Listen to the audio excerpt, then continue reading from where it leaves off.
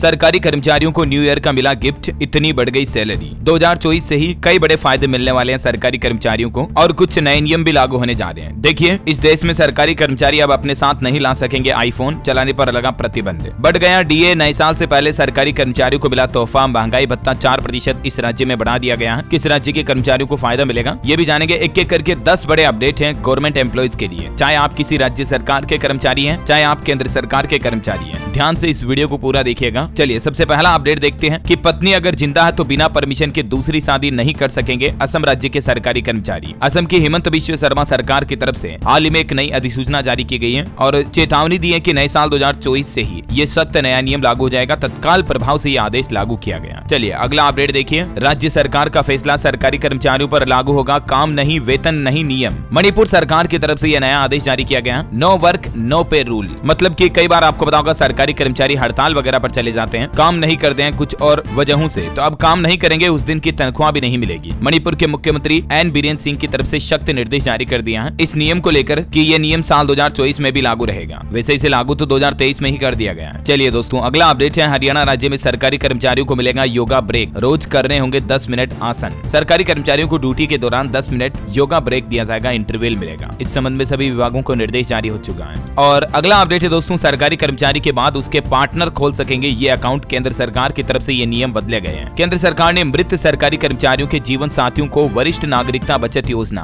SCSS account खोलने की इजाजत दे दी है। इस संबंध में हाल ही में कुछ समय पहले नोटिफिकेशन भी जारी किया गया था। पहले मृत सरकारी कर्मचारियों के जीवन साथी को ये अकाउंट खोलने की इजाजत नहीं होती थी, लेकिन अभी इजाजत दे दी है। आपको बता दूं ये जो SCSS ये केंद्र सरकार द्वारा एक बचत योजना है। इस योजना में आकर्षक ब्याज दर, टैक्स छूट के अलावा और कई सारे फायदे मिलते हैं। ये 60 साल या इससे ज्यादा आयु के व्यक्तियों या फिर 55 साल या इससे अधिक उम्र में रिटायर हुए लोगों के लिए ये योजना उपलब्ध है। अच्छा, इसमें एक और नियम को बदला गया है और वो ये दोस्तों की SCSS अकाउंट को शुरू करने की समय सीमा 1 महीने से बढ़ाकर 3 महीने कर दी गई है, रिटायरमेंट बेनिफिट हासिल करने के बाद मतलब है। चलिए अगला अपडेट है। सरकारी कर्मचारियों की छुट्टियों का कैलेंडर भी जारी हो चुका है। साल 2024 में हॉलीडे किन किन दिवस पर रहेगी पूरी लिस्ट जारी हो चुकी है। सेंट्रल गवर्नमेंट के एम्प्लॉइज के लिए ये हॉलीडे लिस्ट जारी की गई है 2024 के लिए, मतलब केंद्रीय कर्मचारियों की छुट्टी का एक कैलेंडर है। अब यहाँ पर आप ये पूरी लिस्ट देख सकते हैं दोस्तों। अभी मैं एक एक को बोलूंगा तो बहुत ज्यादा समय लग जाएगा। हॉलीडे लिस्ट में गणतंत्र दिवस, स्वतंत्रता दिवस, महात्मा गांधी की जन्मदिन, Buddha Purnima, Christmas, Dussehra, Vijayadashami, Deepavali, good Friday, Guru Nanak के जन्मदिन, ईद, ईद उल जुहा, महावीर जयंती, मुहर्रम, पैगंबर मोहम्मद के जन्मदिन, ईद ए मिलाद। इन बड़े पर्वों पर तो 2024 में छुट्टियां रहेगी। ठीक है, इसके अलावा 12 ऑप्शनल हॉलीडे भी होंगे, जिसमें देखिए होली, जन्माष्टमी, रामनवमी, महाशिवरात्रि, गणेश चतुर्थी, मकर संक्रांति, रथ उत्सव, ओणम, पोंगल, ये अलग अलग स्टेट के फेस्टिवल है, कुछ ओणम पोंगल वगैरह, श्री पंचमी, वैसाखड़ी, गुड़ी पड़वा, छठ पूजा वगैरह, ये ऑप्शनल हॉलीडे होंगे। और कुछ दोस्तों गवर्नमेंट की गजेटेड छुट्टियां भी हैं, जैसे देखिए गणतंत्र दिवस 26 जनवरी हो गया, होली 25 मार्च, 29 मार्च, गुड फ्राइडे, 11 अप्रैल ईद उल फितर, 17 अप्रैल रामनवमी, ये तारीखें भी यहाँ दी हुई है। ओके, चलिए अगला अपडेट है। सरकारी कर्मचारियों के लिए बड़ी खबर देखिए, मिलेगी 42 दिनों की छुट्टी। सरकार की तरफ से नई लीव पॉलिसी जारी करने का प्लान बनाया गया। ये नई लीव पॉलिसी जो लाई गई दोस्तों, इसमें किन किन परिस्थितियों में सरकारी कर्मचारियों को मतलब किन शर्तों पर 42 दिन की छुट्टी मिलेगी, तो इसमें कुछ नियम है कि अगर कोई केंद्रीय कर्मचारी अपना अंग दान करता है तो उसे उस स्थिति में 42 दिन की विशेष आकस्मिक छुट्टी की सर्विस मिलेगी। DOPT ने एक आधिकारिक ज्ञापन प्रकाशित कर इस बात की जानकारी दी है। अगर कोई सरकारी कर्मचारी अपने शरीर का कोई अंगदान करता ना तो ये सबसे बड़ी सर्जरी मानी जाएगी। इसके लिए उसे रिकवरी के लिए 42 दिन की लीव मिलेगी। ठीक है, वैसे ये नियम अप्रैल में लागू हो चुके हैं। सरकार का कहना कि 2024 में सरकारी कर्मचारियों के लिए ये सारे रूल्स कंपलसरी लागू रहेंगे। अच्छा, उत्तर प्रदेश के मुख्यमंत्री योगी आदित्यनाथ ने हाल ही में वन विभाग के दैनिक कर्मचारियों को 18,000 महीना वेतन देने की घोषणा की है। साथ ही उनका 5 साल का पिछले का बकाया वेतन भी जारी कर दिया जाएगा और किसी भी कर्मचारी के हटाने पर भी रोक लगा दी है। वन विभाग के जिन दैनिक कर्मचारियों को छठे वेतन आयोग से 7,000 रूपए दिए जा रहे हैं, उन्हें 1 अप्रैल 2018 से बकाया समेत हर महीने अब 18,000 रूपए का वेतन दिया जाएगा। ये बहुत ही शानदार घोषणा की है यूपी के सीएम योगी आदित्यनाथ ने वन विभाग के कर्मचारियों के लिए, है ना। 15 जनवरी 2024 तक ये नीति भी तैयार हो जाएगी। सीएम योगी ने ये आश्वासन भी दिलाया है। ठीक है, और यूपी सरकार का एक और फैसला देखिए, परिवहन निगम संविदा कर्मचारियों को भी अब पारिवारिक यात्रा पास मिलेगा। 1 साल में 5 यात्रा का मिल सकेगा फायदा। आउटसोर्सिंग कर्मचारियों को इसका फायदा नहीं मिलेगा। बाकी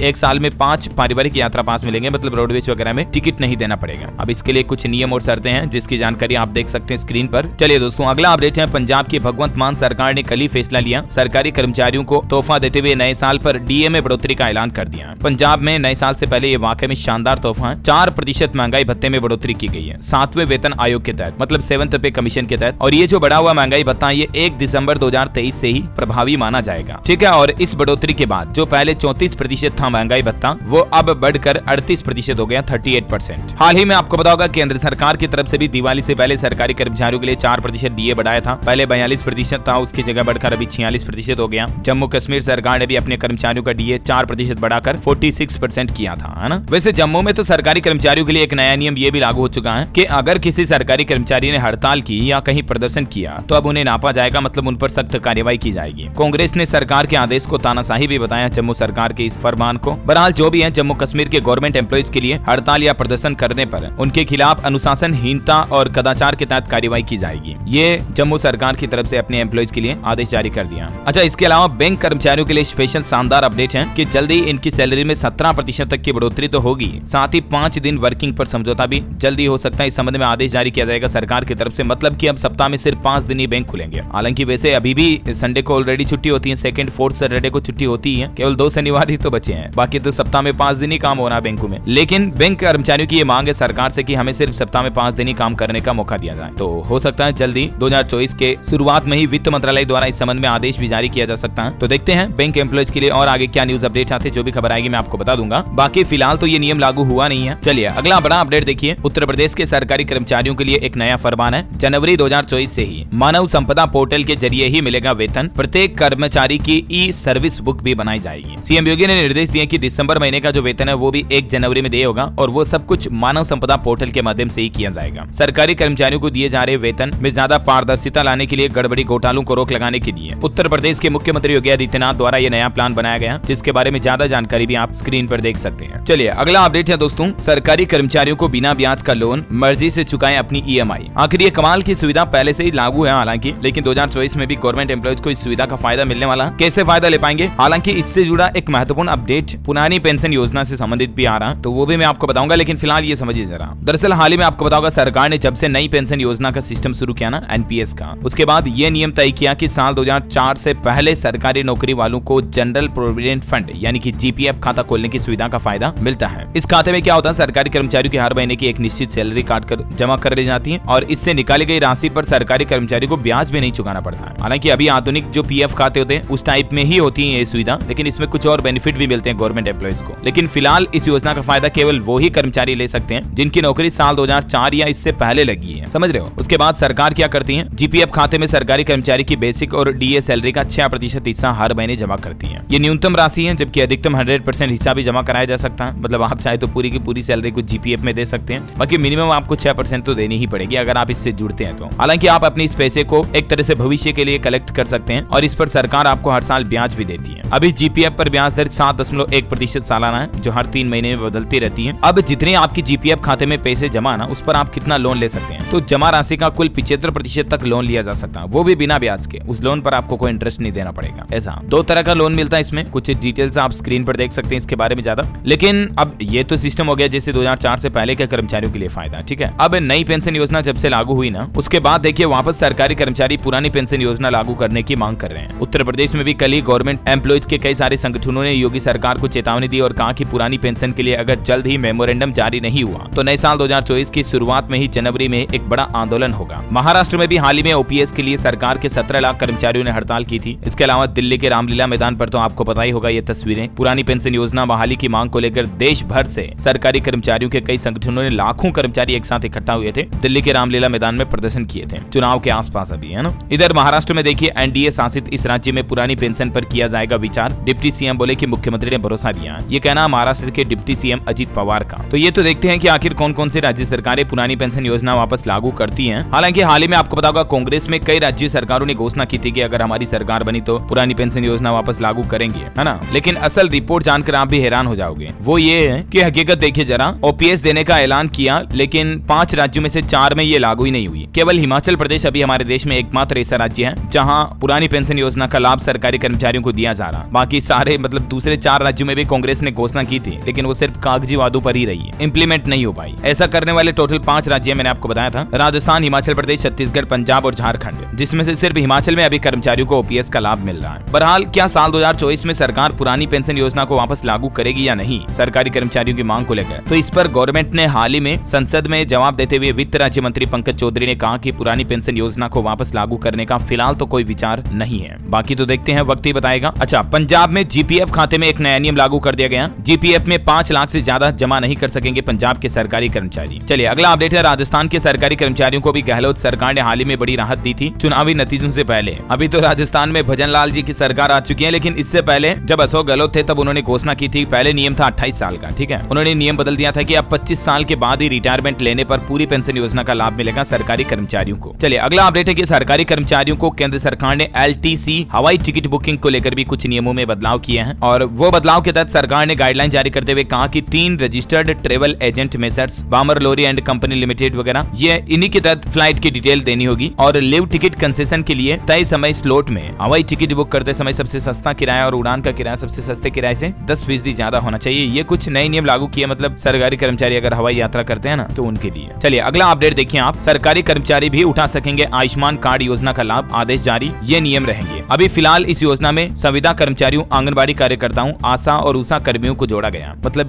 ये सरकारी कर्मचारी भी सरकार की जो मुफ्त इलाज योजना है ना, प्रधानमंत्री आयुष्मान भारत योजना, इसका लाभ ले पाएंगे, ठीक है। और सिक्किम सरकार का फैसला देखिए, सरकारी कर्मचारियों पर मेहरबान हुई सिक्किम सरकार, 12 महीने के मातृत्व अवकाश का ऐलान कर दिया। अगर कोई महिला सरकारी कर्मचारी, तब तो उन्हें पहले ही 12 महीने तक की छुट्टी मिलती थी, लेकिन अब पुरुष सरकारी कर्मचारी के अगर बच्चा होता तो उन्हें 1 महीने का पितृत्व अवकाश भी दिया जाएगा। मतलब पिता के रूप में एक जिम्मेदारियां निर्वहन करने के लिए सरकार ये छूट देगी। अच्छा, बिहार सरकार ने हाल ही में फैसला लिया, सरकारी कर्मचारियों के हित में 2016 से लंबित प्रमोशन का रास्ता साफ हो चुका है, जल्दी प्रमोट किया जाएगा कर्मचारियों को। बिहार में प्रमोशन पॉलिसी में यह बदलाव किया गया। एक और नया नियम यह है कि अब सरकारी कर्मचारी का इस आधार पर बढ़ेगा ओहदा, मतलब प्रमोशन किस आधार पर मिलेगा, कैडर में ग्रेड के आधार पर कर्मचारियों का ओहदा बढ़ेगा, ठीक है। और शुरुआत में मैंने आपको एक खबर बताई थी दोस्तों कि इस देश में सरकारी कर्मचारियों के लिए आईफोन चलाने पर प्रतिबंध लगा दिया। ये नियम लागू किया चीन में, हमारे देश में तो अभी तक नहीं है, लेकिन चीन ने सरकारी कर्मचारियों को ऑफिस में अपने साथ आईफोन नहीं ले जाने के आदेश जारी किए हैं, कुछ प्राइवेसी मैटर के चलते हैं। ओके, तो उम्मीद है गवर्नमेंट एम्प्लॉइज के लिए ये कुछ महत्वपूर्ण न्यू रूल्स एंड रेगुलेशंस के अपडेट आपको जरूर जानने मिले होंगे। 2024 में कई बड़े फायदे भी मिलने वाले हैं, कुछ ओल्ड रूल भी थे तो मैंने आपको एक साथ कंबाइन करके बता दिए। इसी तरह की काम की इन्फॉर्मेटिव जानकारियां देखते रहने के लिए आप DLS न्यूज चैनल को सब्सक्राइब करके बेल आइकन जरूर दबा दीजिएगा। इस वीडियो को लाइक और शेयर जरूर करना। जय हिंद, जय भारत, वंदे मातरम।